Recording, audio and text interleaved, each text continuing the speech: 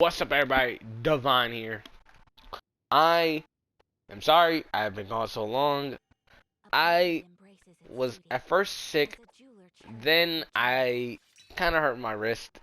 Um, Working out bad. It was really bad. Had to,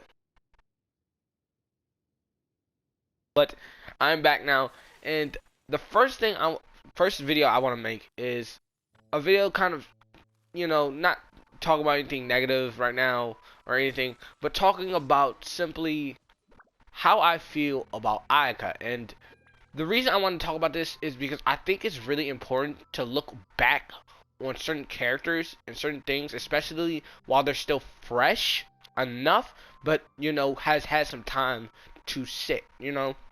And I want to talk about this because, for one, I think Ayaka was a really, really, really great investment. I'm just gonna say it off rip. And I also think it's worth talking about considering everyone's putting Ayaka at like top tier. So like, I'm also talking about her and my feelings on her, and how I feel if you didn't get Ayaka and if you should get her when her rerun, whenever that happens, which is probably not gonna be for a while. But Ayaka, what does she do? What's her kit? How is she? Well, you see right now, she's a sword user, and she is a cryo sword user. You might be thinking, oh my god, oh my god. No, she's better. Like, extremely better. For one, her base attack is extremely high. It's like, I think, at Eula's. I think it's like matching Eula's and like right under Shadow's. So like, she has like the second highest base attack in the game. And then on top of that, she has really good scaling. Really, really good scaling. And yes, there is some ICD to this, so you can't like reverse null each hit of her charge attack and each hit of her normals. But that's not the point. That's not the point of Ayaka. Ayaka is very much like Shao, and the reason I say that is not because their kits are similar, but because of how they operate as DPS. Both of these units do not need amplifying reactions. And what I mean by that is they don't need to reverse melt. They don't need to swirl. These units just do raw elemental damage. Raw elemental damage from their respective elements. And so with Ayaka, you have a simple E that just does AoE cryo damage and knocks enemies up and is on a 10-second cooldown. But if you see, I'm going to show it, her E gives 5 particles. So that's a lot of particles, and you'll see why here. Her burst, Kamisato Art Senho, has... Oh wait, no, not Kamisato Art Senho. That's her dash. My bad. Which gives her cryo on command. Literally just cryo. Instant. And then her burst is Kamisato Art Sometsu. My bad. I kind of forgot that she had a special dash for a minute.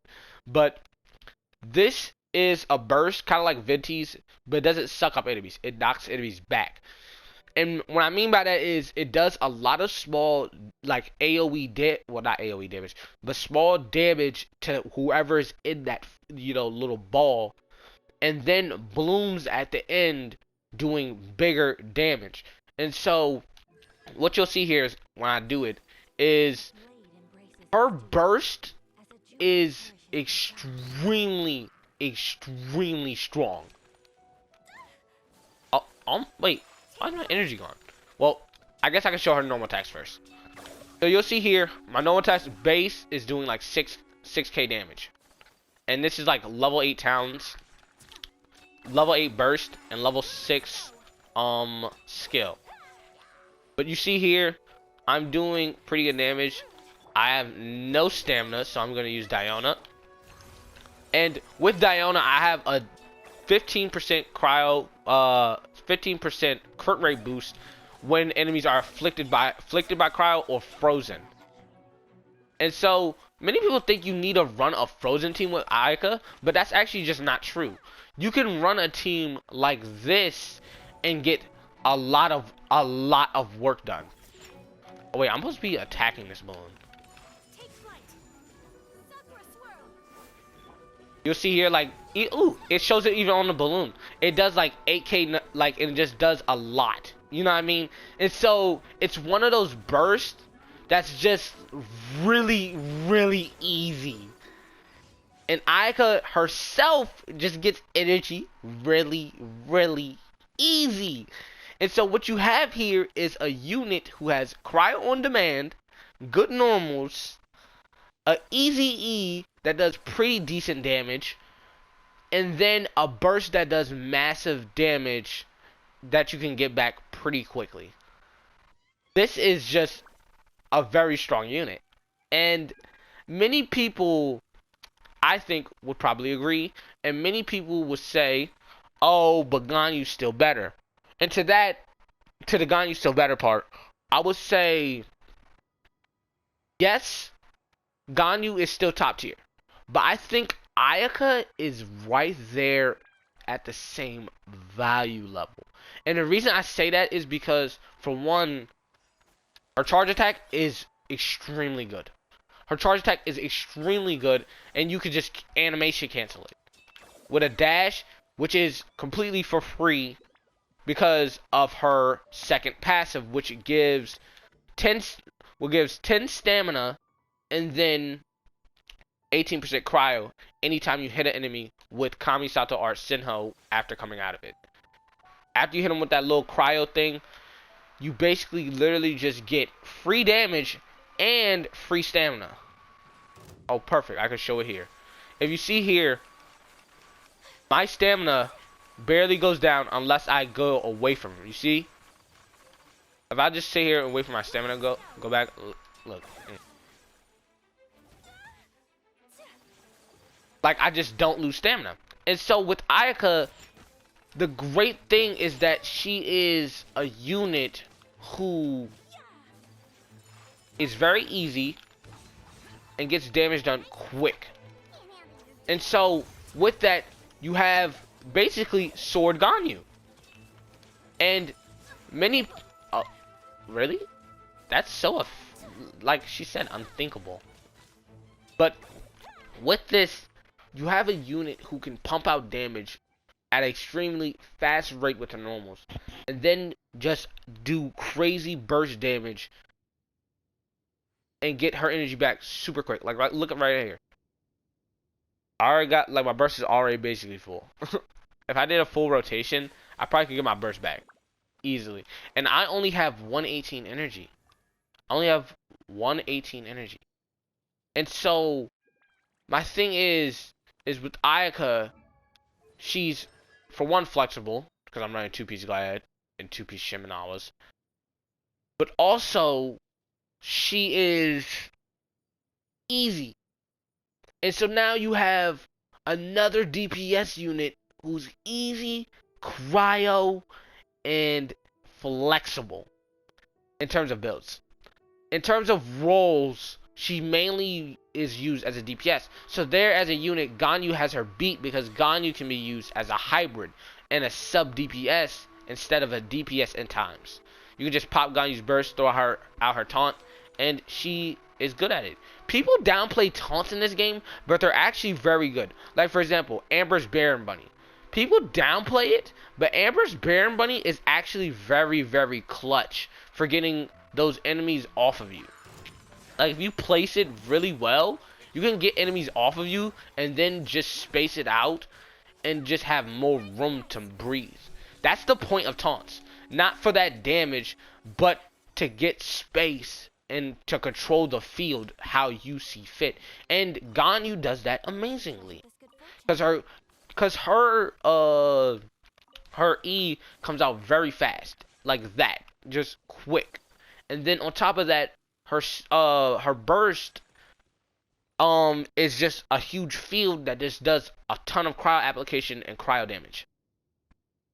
So it's kind of just like Ayaka's.